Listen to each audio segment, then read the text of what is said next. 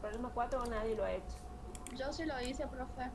Bien, Qué ¿alguna duda en bueno. particular que hayan tenido con ese problema que quieren que lo analicemos o quieren que lo hagamos para que controlemos? Bueno, a ver, lo leo. Sí, perdón. Verdad. Yo no tuve ¿Cómo? ninguna duda, decía. Buenísimo, buenísimo, Candes. ¿Quién más, chicos? ¿Alguien más dudas en particular? Bueno, lo hagamos y vamos viendo si hay alguien que le haya quedado algo que no haya entendido. Dice, un haz de luz policromático compuesto por rojo, y les da la longitud de onda, 670 nanómetros, amarillo y violeta, incide, fíjense que para cada uno les da la longitud de onda, incide desde el aire con un ángulo de 30 grados sobre un vidrio chrome.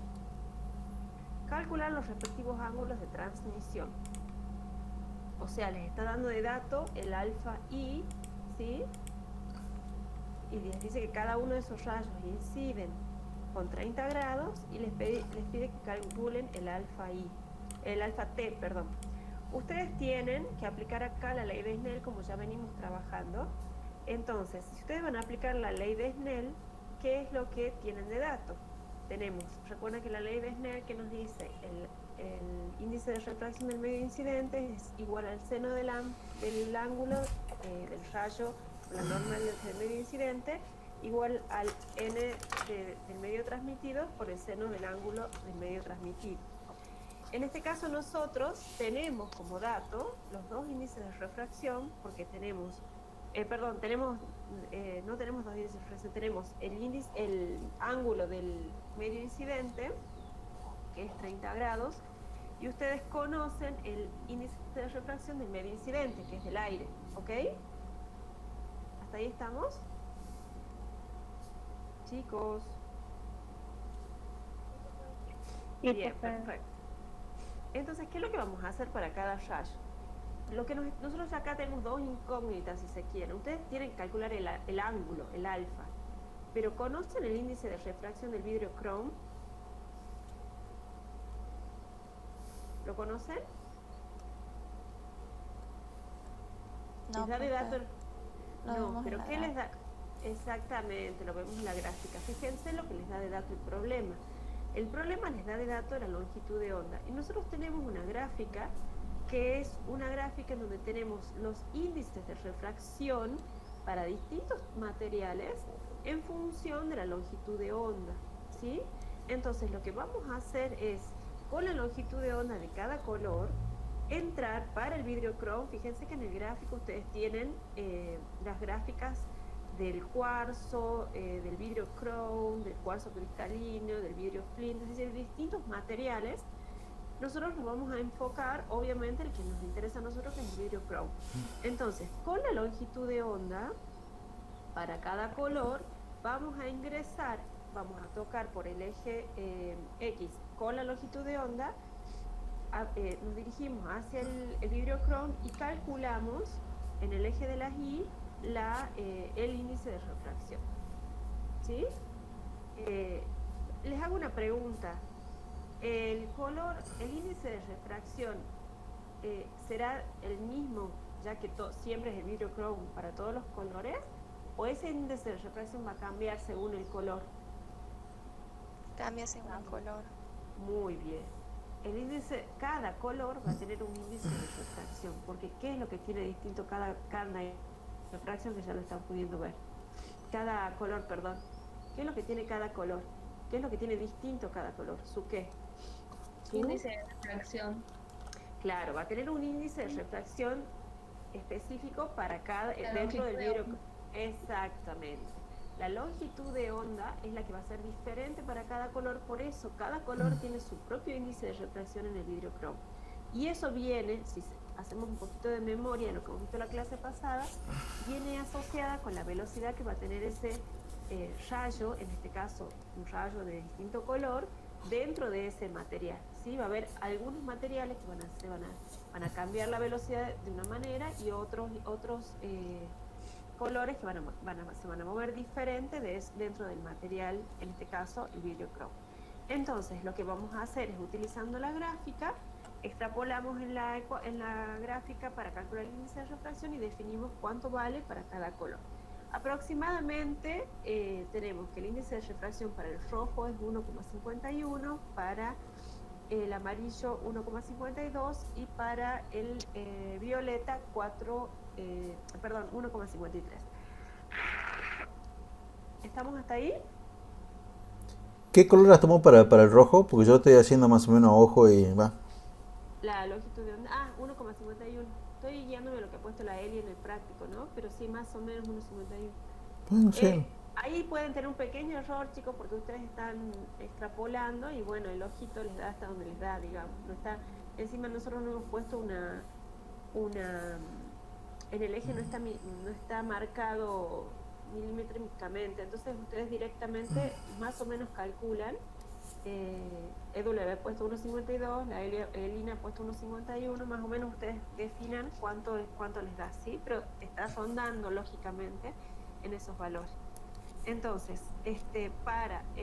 repito, para el rojo 1,51, para el amarillo 1,52, para el violeta 1,53, les puede cambiar un poquito, no pasa nada, no les va a dar muy distinto, les va a variar un poquito el ángulo, pero nada más. Bueno, entonces ya, si volvemos a la ley de Snell y vemos que ya tenemos el NI, lo conocemos, era el del aire, el alfa I era el dato que nos daba el problema, ahora ya conocemos el índice de refracción para cada color, entonces ¿qué nos queda calcular? El ángulo de desviación o de transmisión de cada uno de esos colores dentro del vidrio cromo. ¿Estamos? Lo van a calcular para el rojo, para el amarillo y para el violeta. ¿Estamos, chicos? ¿Entendieron eso? ¿Era complejo? Me iba a quedar bastante feito mi dibujo. Sí, profe, sí se entendió. Buenísimo, buenísimo, buenísimo. ¿Quién se desvía más? De paso les pregunto.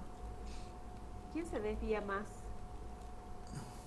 Fíjense que estos datos ya lo vamos a ver un poquito más con más detalle cuando entremos en prisma propiamente dicho, pero estos ya son fenómenos que suceden dentro del prisma, por eso le he dejado para hoy el problema.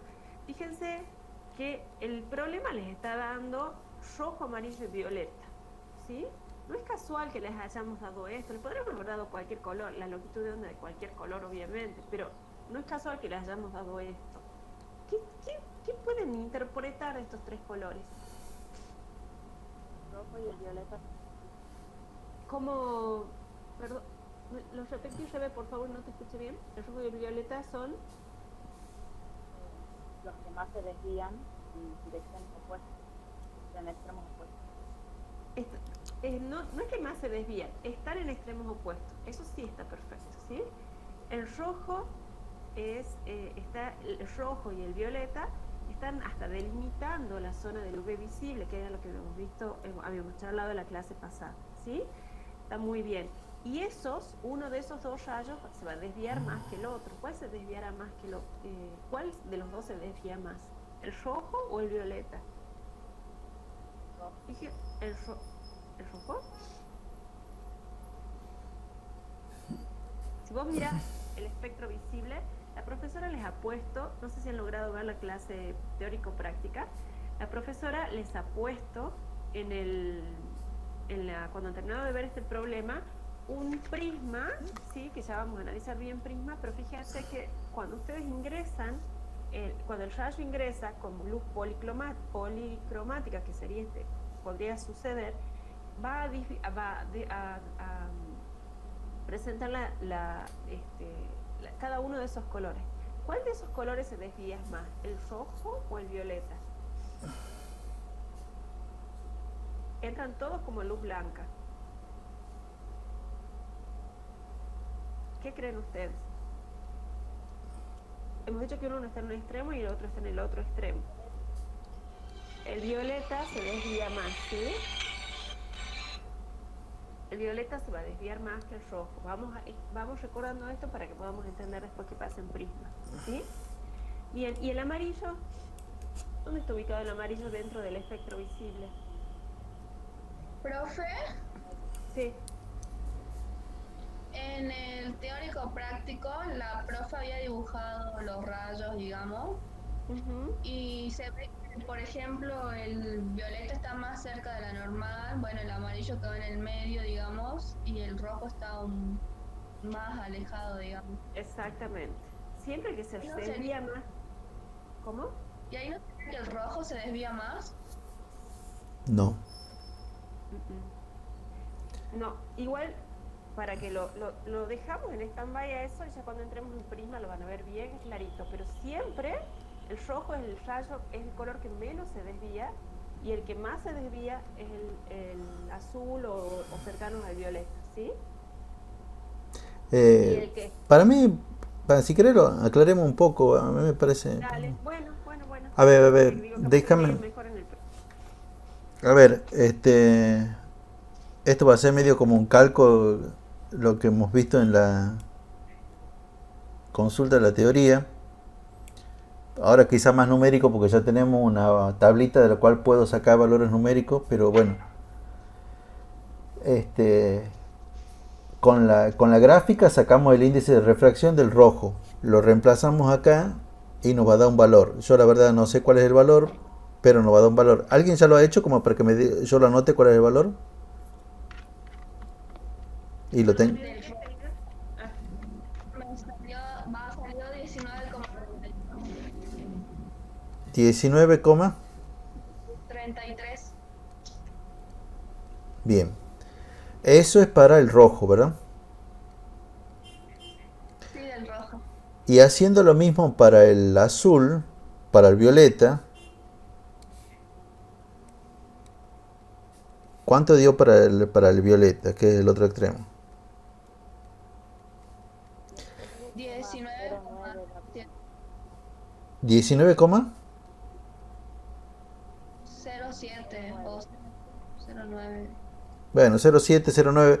Lo que me interesa es que es más chico, o sea, y desde el punto de vista matemático es bastante lógico. Para los dos rayos, este término es el mismo. Vale exactamente lo mismo porque tiene que ver con la luz que llega y ambas luces, bueno, todas las luces llegan con el mismo ángulo de incidencia.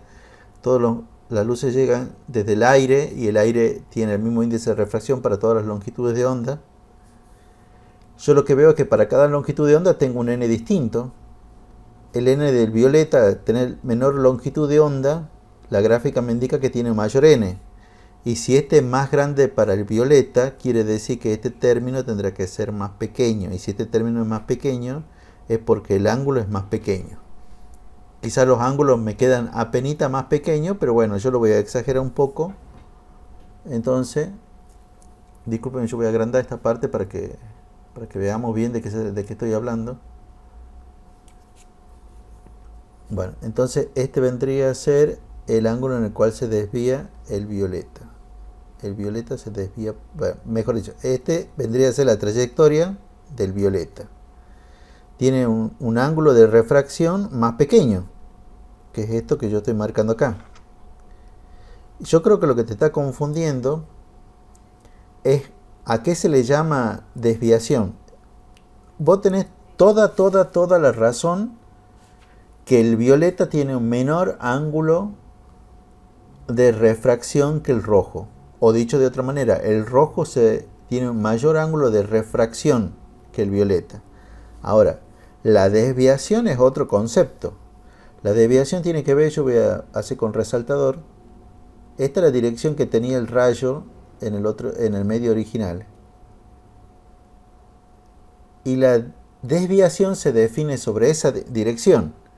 El que se aparta más de esa dirección es el rayo que se desvía más. Es como decirte, qué sé yo, van dos personas por este camino en dirección paralela y uno se va por acá y el otro, y uno se va así y el otro se va así. ¿Cuál es el que se ha desviado más? Bueno, la desviación se la mide siempre desde la dirección que tenían los dos rayos originalmente. Por eso es que yo hago esta línea con el resaltador. Y ahí con el resaltador te puedo decir, mira, fíjate cuánto se desvía el rojo y fíjate cuánto se desvía el violeta. Y es exactamente lo que te decía la profesora. El rojo es el que menos se desvía. Es el que más se refracta, en el sentido que tiene mayor ángulo de refracción, pero a la vez es el que menos se desvía.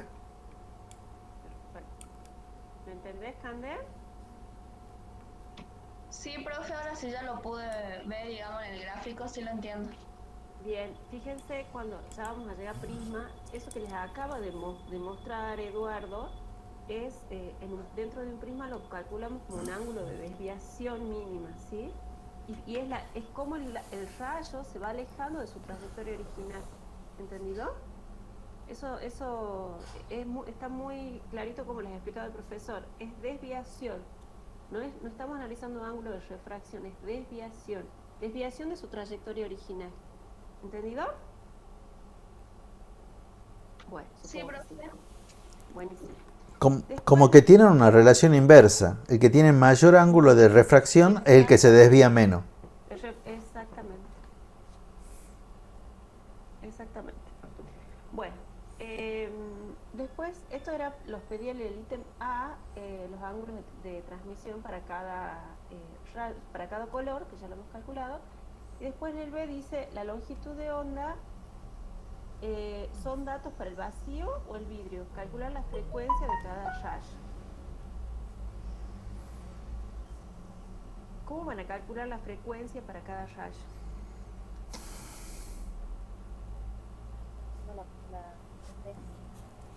Bien, usando la forma... Muy bien. Ustedes conocen la longitud de onda de cada color, conocen el valor de la velocidad de la luz en el vacío, y con ese dato van a despejar la longitud de onda, ¿sí? La frecuencia. Perdón, la frecuencia. La frecuencia que les pedía para cada color. No es algo complicado.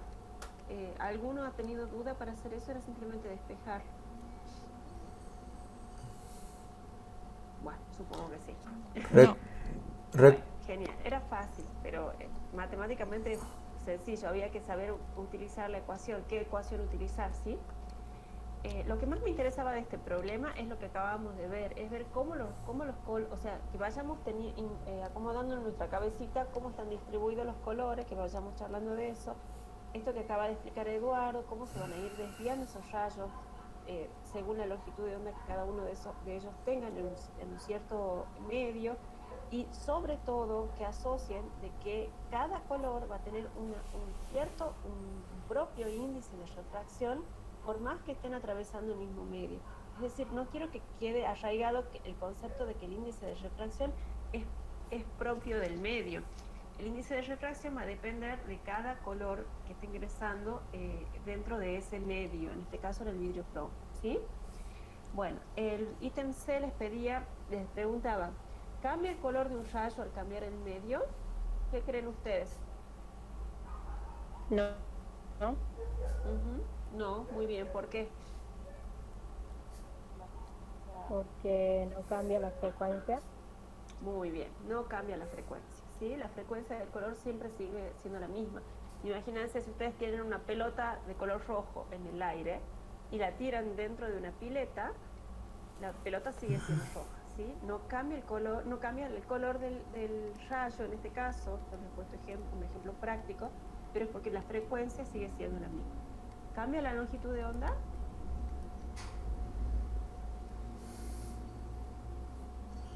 Les agrego yo una pregunta. ¿Cambiará la longitud de onda? Ya hemos dicho que la frecuencia no cambia. ¿Qué pasa con la longitud de onda? ¿Cómo? La longitud de onda sí puede cambiar, ¿sí? La frecuencia siempre va a ser la misma, pero la longitud de onda sí puede cambiar. Bueno, ¿alguna duda con esto? Exactamente, cambia la velocidad del rayo. Muy bien, perfecto. ¿Alguna duda con este problema? Les pedí un ítem D, calcule la velocidad de cada rayo en el vidrio. Bueno, ¿cómo van a calcular la velocidad del rayo, chicos? Eso también es sencillo. ¿De dónde sacaba la ecuación? Con la del índice de refracción, ¿sí?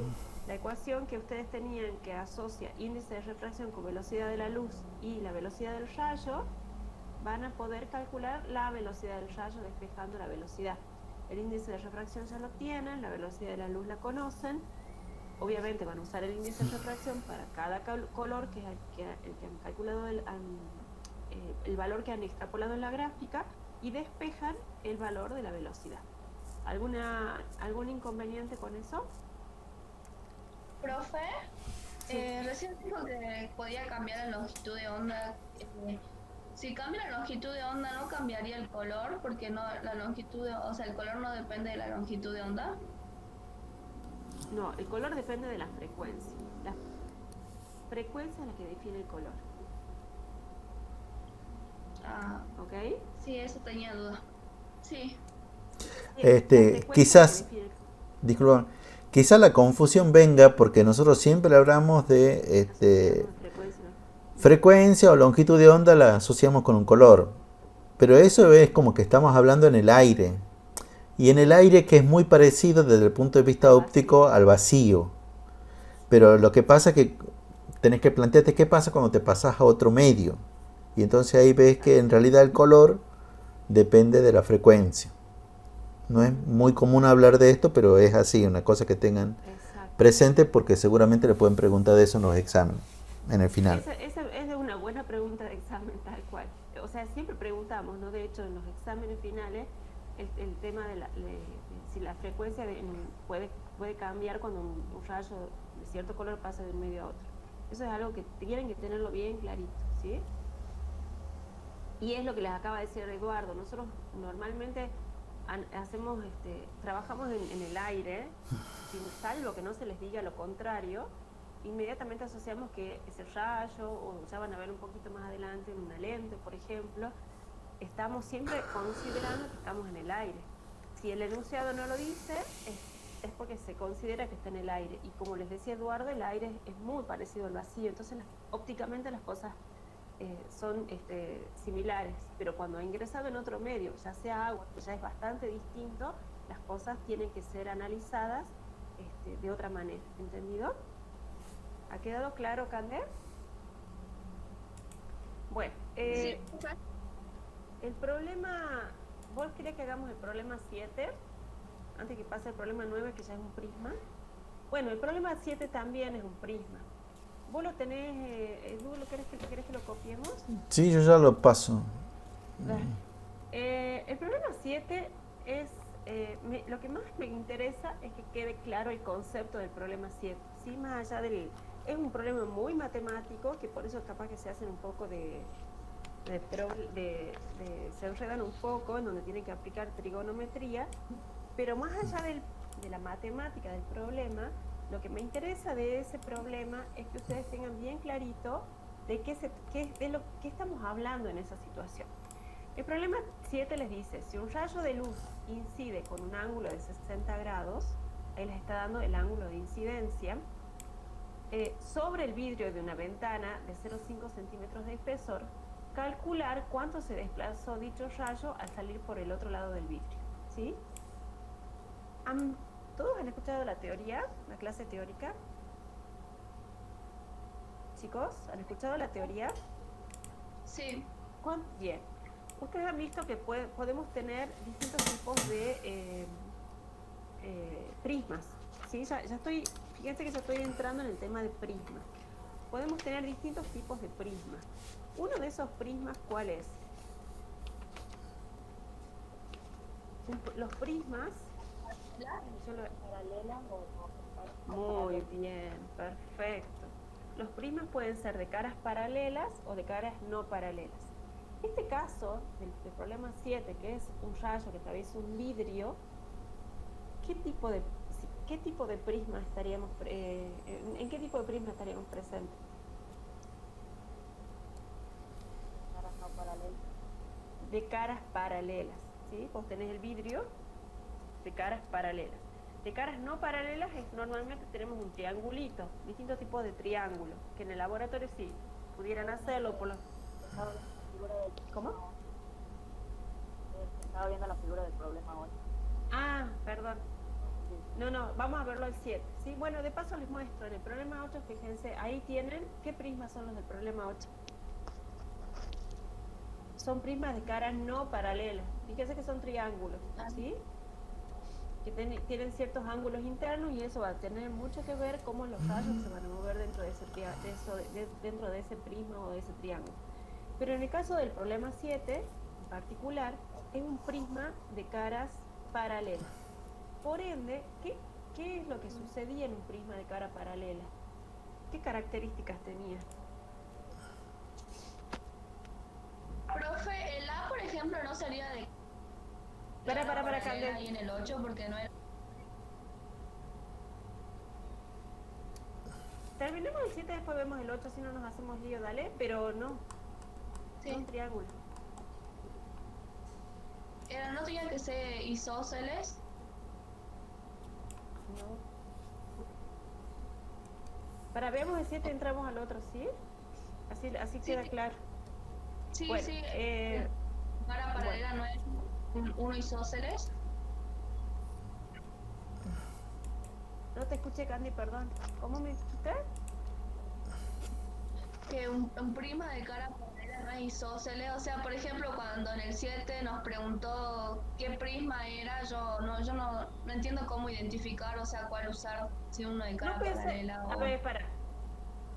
¿Vos, cara paralela, qué significa? Que vas a tener esta situación en la trayectoria del rayo, ¿sí? En donde la primera interfase es paralela a la última interfase donde sale el rayo. ¿Ok? Nos quedemos con ese concepto. Eso se tiene que dar para que estemos hablando de prisma de caras paralelas. ¿Entendido? En general, los prismas de caras paralelas tienen una base rectangular, ¿sí?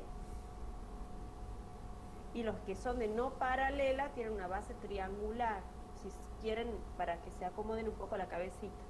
En este caso, en el prisma el caso del problema 7, que no les habla de un prisma, les habla de un vidrio, pero para que puedan entender el concepto, yo inmediatamente los asocié con los prismas de cara paralela, porque va a suceder exactamente lo mismo.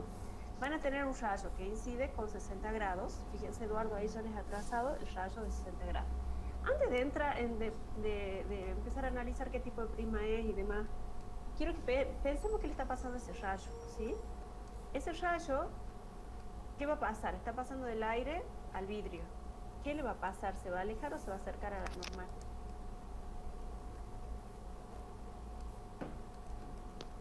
¿Se aleja o se acerca de la normal? ¿Se acerca? Muy bien. Se acerca a la normal, muy bien.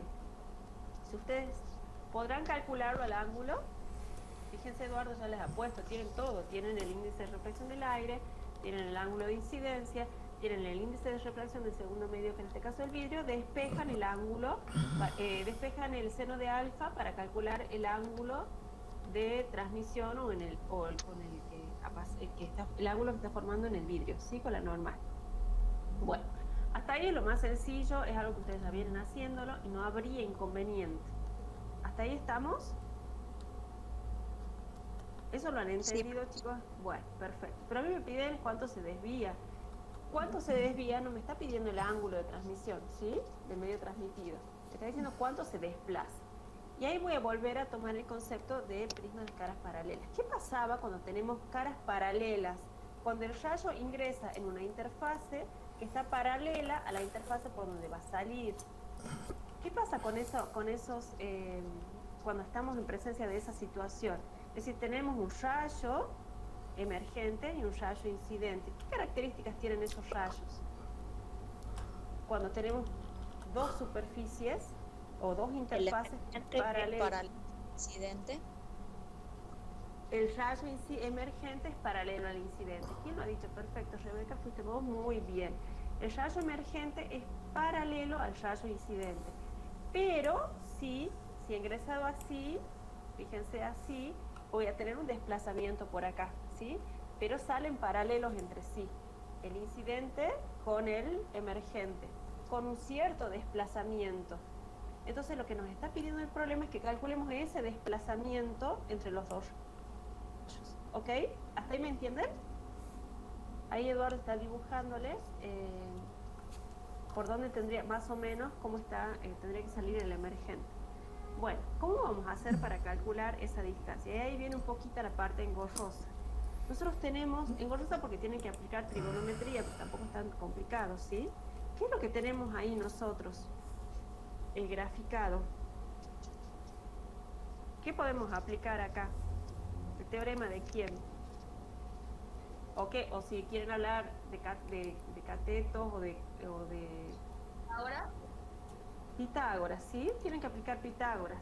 en donde ustedes la primera incógnita que necesitan conocer o determinar es cuánto vale. Esperen que ya Edu va a graficar, quiero que grafique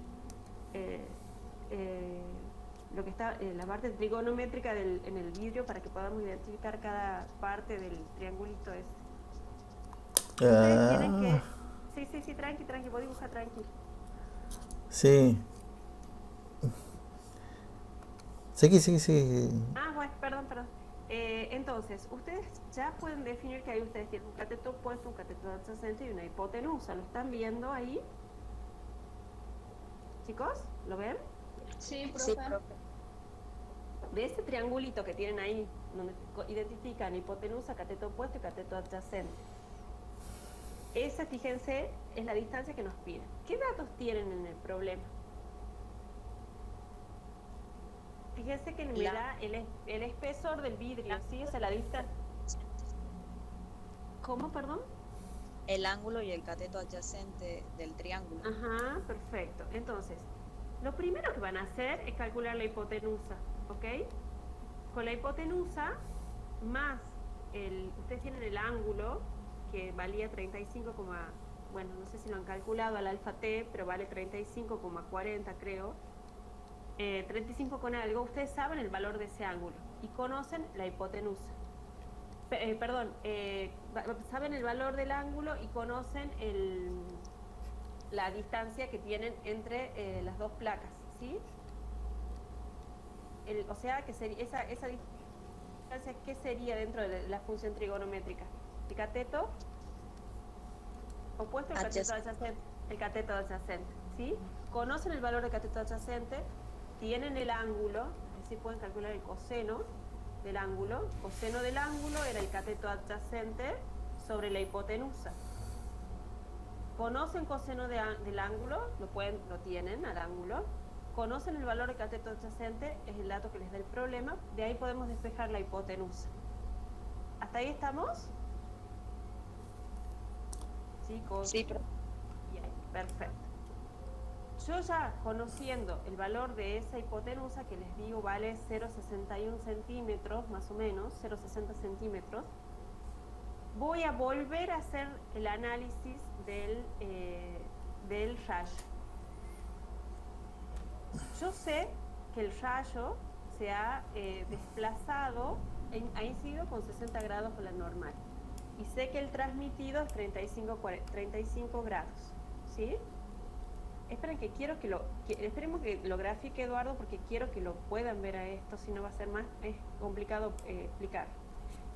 Bien, si el rayo ha incidido con 60 grados, tendría que salir con ese ángulo paralelo, pero el rayo emergente, ¿sí? Fíjense, tendría que tener un cierto desplazamiento paralelo al rayo incidente. Si 35,45 es la transmisión y 60 incidido, esa desviación va a estar dada por la diferencia de esos dos ángulos, es decir, 60 grados menos 35 grados, ¿sí? Yo ahora lo que voy a usar es la función seno. La función seno va a quedar igual al cateto opuesto, que es el x que yo necesito conocer, el cateto opuesto sobre la hipotenusa. ¿Se acuerdan la definición de seno? Seno es cateto opuesto sobre hipotenusa. Pregunto, ¿conozco la hipotenusa? ¿Conozco la hipotenusa? Ya la hemos calculado, ¿o no? Valía 0,60. El cateto, el seno de alfa es el ángulo que les acabo de mencionar. El seno de alfa va a ser 24 y pico, que va a ser los 60 grados menos los 35 grados que era el ángulo de transmisión. Es decir, es la desviación que ha tenido ese rayo, ¿ok? ¿Me van siguiendo? Yo no, Bien. profe, me mareé. Bueno, a ver, es que es difícil si no les puedes... A ver, ustedes, fíjate, Cande, si vos hicieras... Ahí Eduardo les ha dibujado yo voy marcando en mi computadora. Fíjate que ahí Eduardo les ha marcado... Vos tenés el ángulo de 60 grados. Si vos lo siguieras al ángulo de 60 grados, derechito, si no se hubiera desviado, si vos trazás una línea de punto desde el 60 sin desviarse desde que ingresa hasta que sale, vas a ver que hay un angulito que se forma. Ahí está, eso. ¿Ese querés que marque? Ese. ¿Dónde está mi lapicito? No importa, de eso no te enloquezcas. Lo que quiero que vean es que hay para que vos puedas tener los 60 grados, al 35, 60 menos 35 te va a dar un valor, un alfa, que vale 24 y algo, 24 grados, poné. 24 con algo, era 24,5. 24,5 grados. Esa es la desviación que ha presentado el ángulo, el rayo, ¿sí? Se ha desviado eso. ¿Me entendés, Jander? El ángulo es lo que se desvió. El rayo es el que se desvió. Pero fíjate, vos estás calculando, el ángulo de transmisión es entre el rayo ya desviado con la normal. Pero se ha desviado un cierto ángulo, que es 60 grados, que era el inicial menos 35. Ahí, si vos restás 60 menos 35, es decir, cómo ingreso y cómo está ahora, vos podés definir cuánto se ha desviado. ¿Entendido? Se ha desviado 24 ahora grados. sí, con el gráfico sí. Eso. Esa es la función seno. ¿Sí? Es la desviación. Vos tenés que calcular la función seno, que es el X, ese que nosotros necesitamos determinar o calcular. Profe, Vas a usar. es la desviación. Es la desviación respecto a la dirección que traía antes de entrar al vidrio. Exactamente. Muy bien. Entonces, lo que van a hacer es usar el seno de ese ángulo, la hipotenusa ya la conocen, y despejan el valor de X. Ahí con la tangente había sacado la hipotenusa, ¿que no? Sí, también lo pueden hacer. No. La tangente no tiene nada que ver con la hipotenusa. Justamente es cateto opuesto sobre cateto adyacente. Edu, ¿puedes seguir 2 minutos ya? Dame un segundito, ya vuelvo.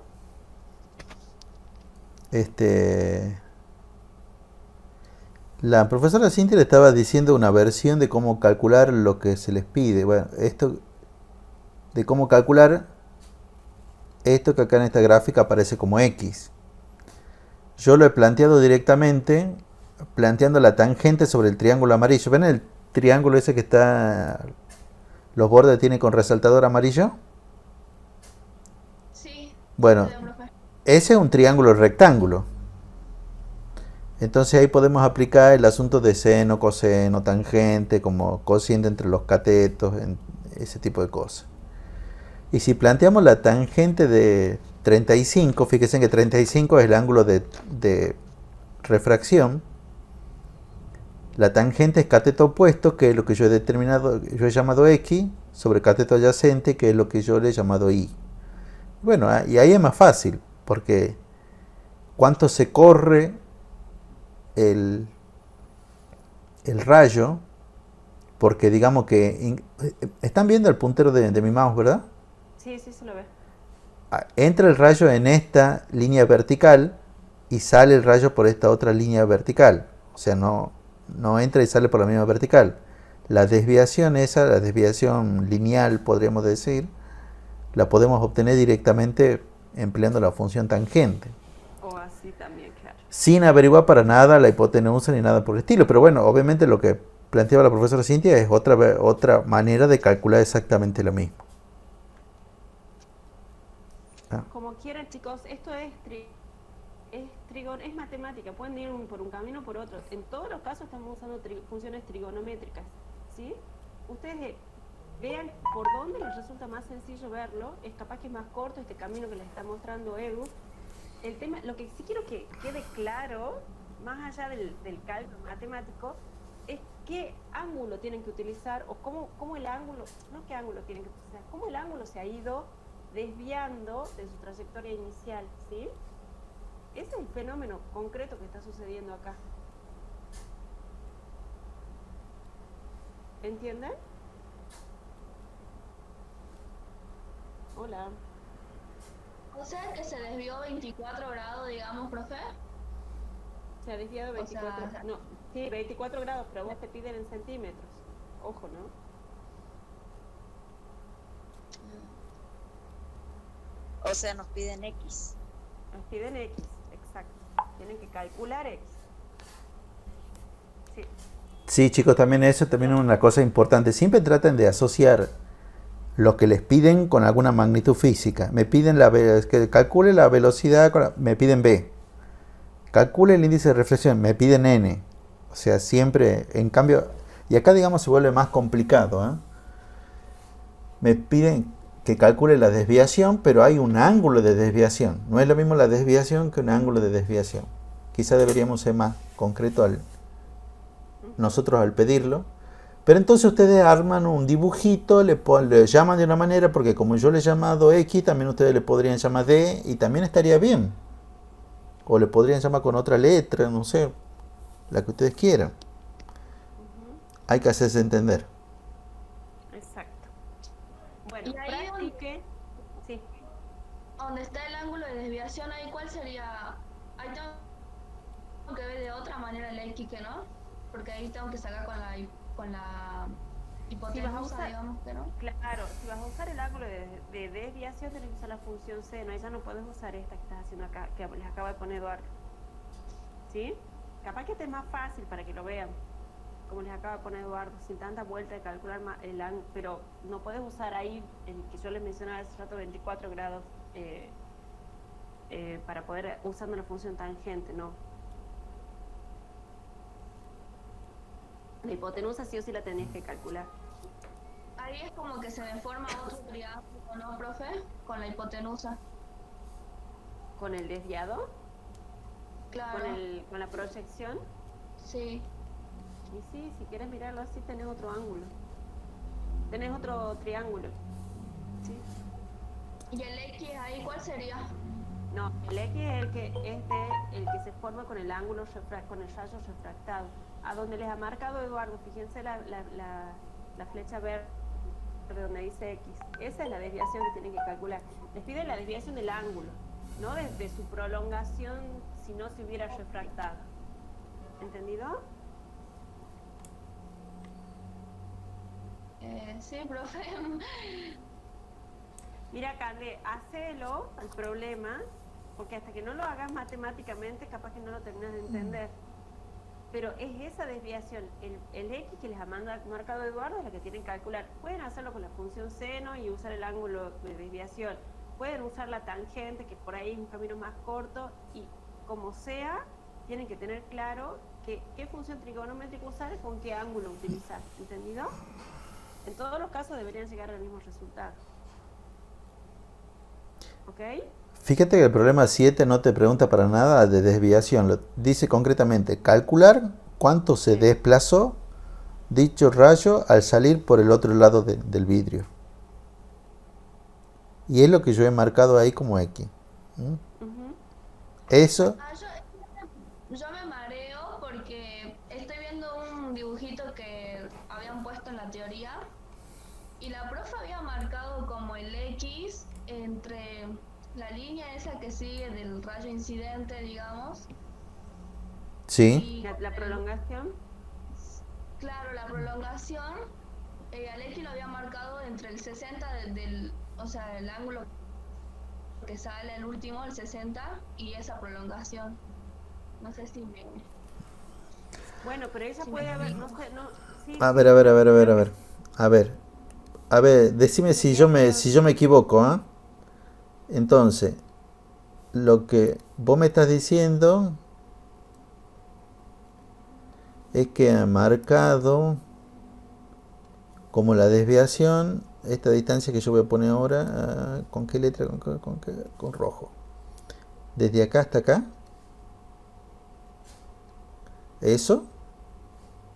No, profe, hizo como una línea, o sea, desde... No. ¿Sabes qué ha hecho? Yo no me acuerdo más. He hecho como una... ¿Te parece que ha marcado? A ver, ¿cómo le he visto? Una línea Sí, lo ha entre hecho con la desviación del rayo de la prolongación, me parece.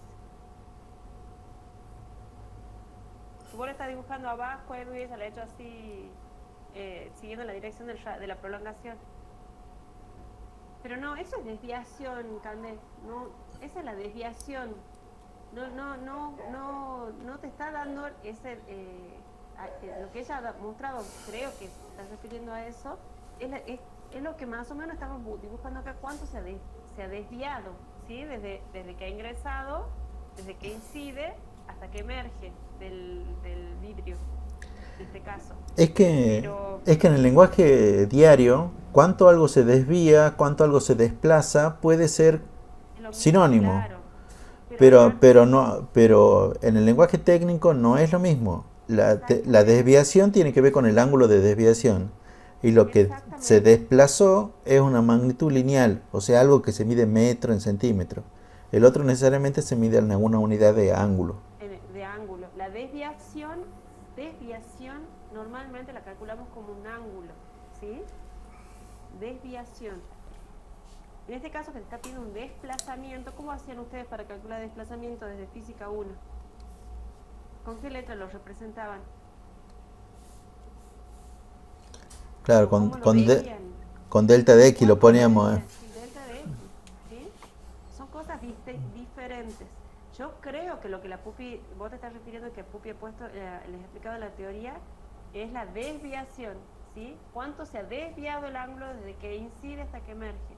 Eso, desviación, siempre medimos en ángulos. ¿Entendido, Cande? Son cosas diferentes. Sí, profe.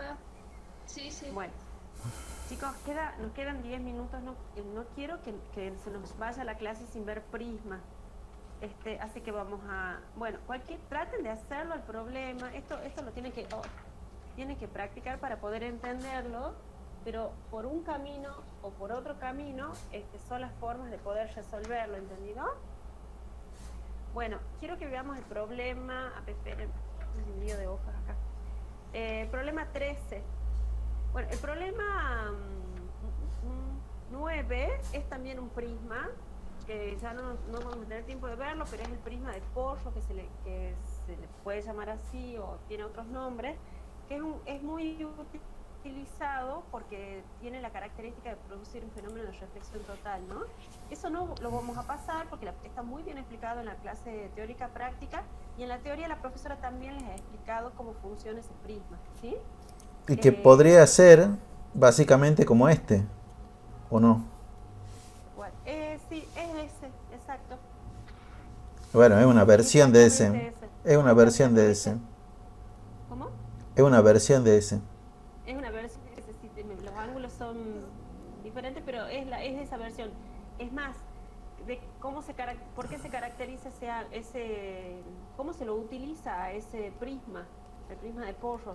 Porque el ángulo incidente, el rayo incidente, fíjense cómo está en el ítem A. ¿Qué ángulo está formando con la normal? 0.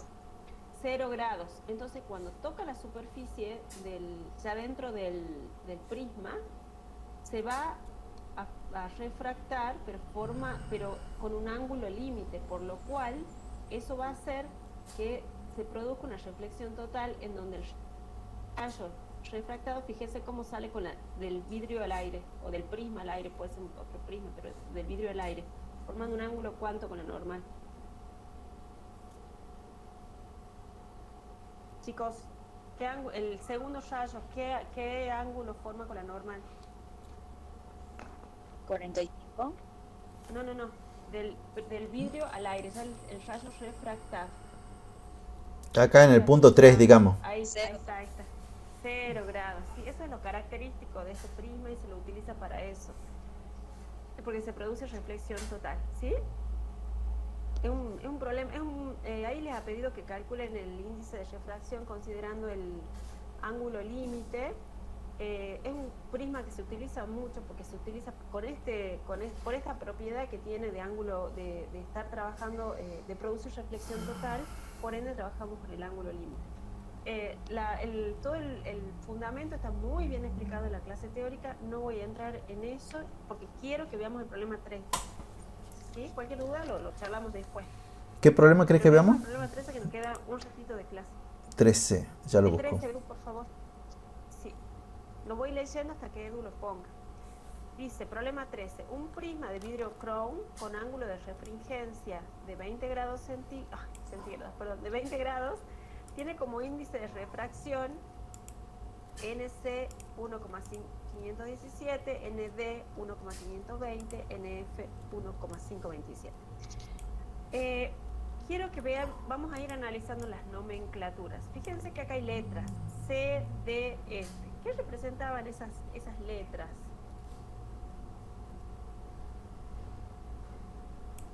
¿Qué son las letras, chicos? ¿Han escuchado la teoría? ¿Por qué dice NC?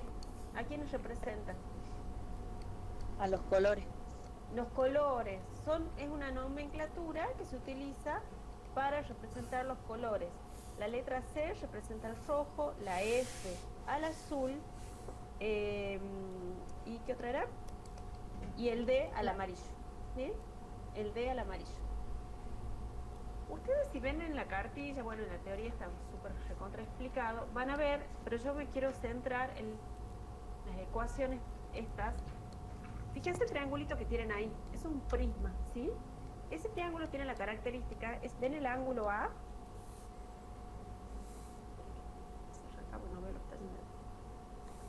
El ángulo A. ¿Qué hay ángulo? Perdón. ¿Hay dibujo en este problema? No. Pará, ya te digo. No, porque vos me decís ángulo A y yo no veo. Perdón, no le he puesto. Está en la cartilla. Fíjate, Edu, si querés copiarlo en la cartilla, en la primera parte. Sí. Ya. Ahí está. Ya. Bueno, ese ángulo que ven dentro del triángulo, ustedes tienen la cartilla a mano, supongo, mientras Edu lo va copiando, se llama ángulo de refringencia, ¿sí? Y es característico para este tipo de prisma. Esto pasa para este prisma. Este tipo de prisma, que eso también está muy bien explicado en la teórica, así que no voy a entrar en detalles, menos con el tiempo que nos queda. Ese tipo de prisma se utiliza muchísimo para calcular desviaciones, ¿sí? Ahí está, ese, perfecto. Y fíjense, ahí tienen los códigos. F azul, D amarillo, C rojo. De nuevo, fíjense que estoy usando los dos colores de los extremos del espectro, azul y rojo, y el amarillo, que es el del medio. Siempre tomamos como parámetro esos tres colores para poder calcular desviaciones. Los prismas, en este caso, lo vamos a utilizar para ver cómo desvía la luz.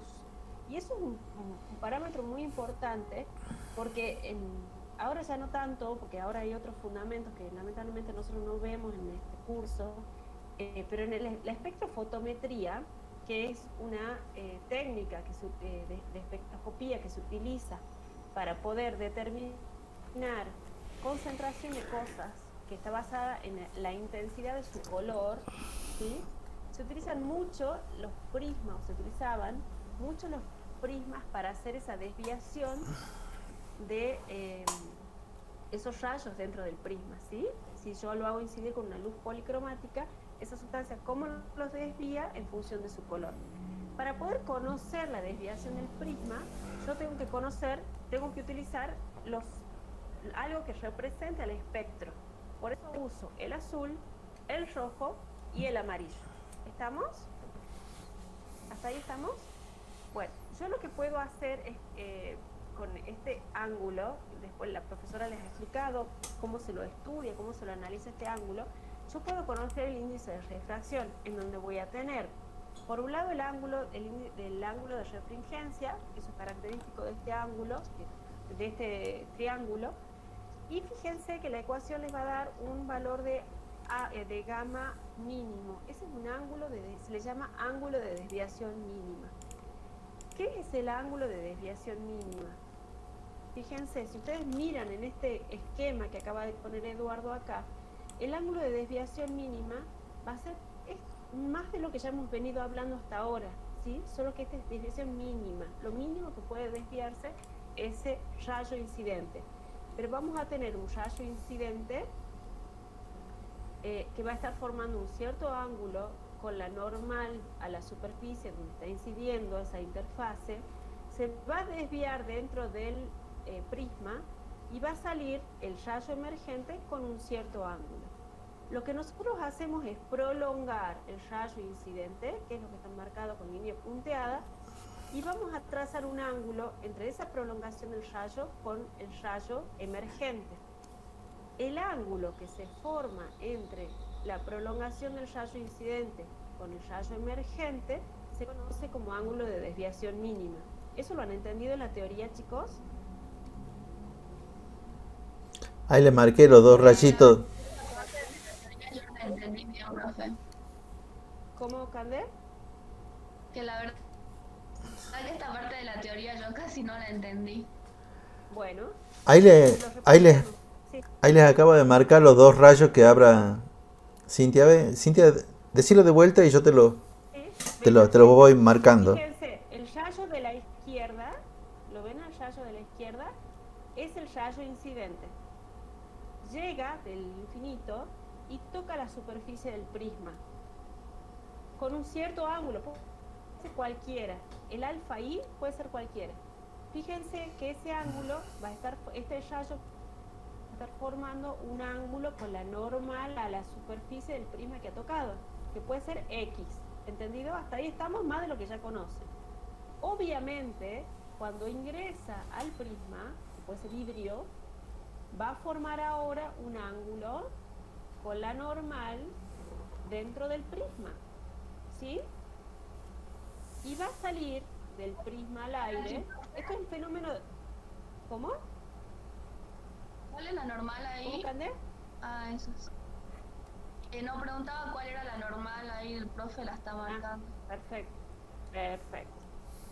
Cuando se ha desviado dentro del prisma, que ustedes ya tienen que deducir si se acerca o se aleja, dentro del prisma, el rayo, con respecto al alfa I, el alfa T del prisma, ¿cuál será? ¿Mayor o menor? Solo para repasar. Pasa de NI menor que un NT. NI menor que el NT. ¿Qué va a pasar en el prisma? ¿Se va a acercar el refractado o se va a alejar el normal? Chicos, es lo mismo, el mismo concepto. Acomoden la cabeza dentro del triángulo ahora. Tengo un rayo incidente. Les voy a tirar cualquier número, 35 grados pongámosle. Que el alfa I vale 45. El alfa T dentro del prisma será menor o mayor a 45.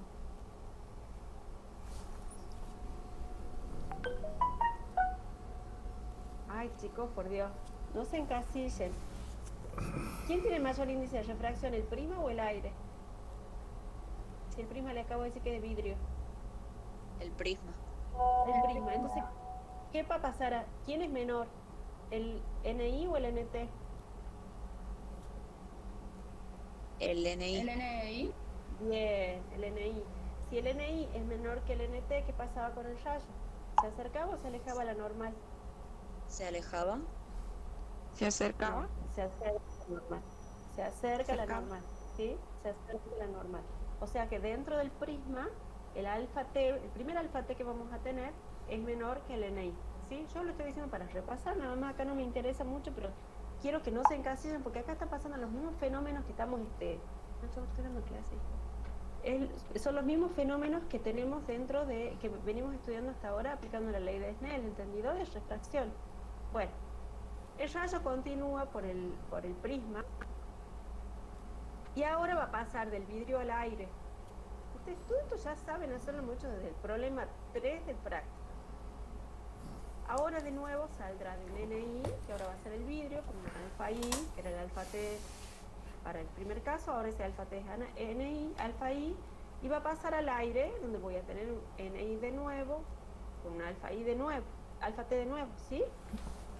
Al margen de todo lo que ustedes ya deberían saber si se aleja o se acerca a la normal, ese rayo emergente, el final, el último rayo que sale al medio, al último que yo veo, va a salir con un cierto ángulo T final.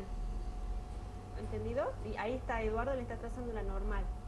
Ese ángulo entre el rayo emergente con su normal va a tener un cierto valor. ¿Hasta ahí estamos? ¿Chicos?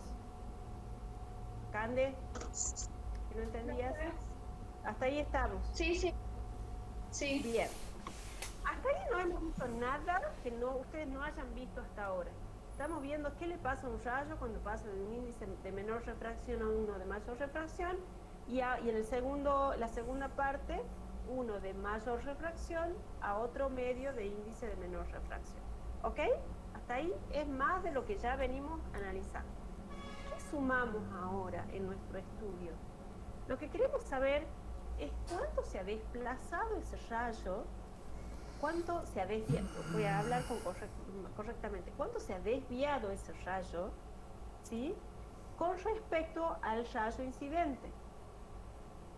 ¿Cuánto se ha desviado el rayo emergente con respecto al incidente?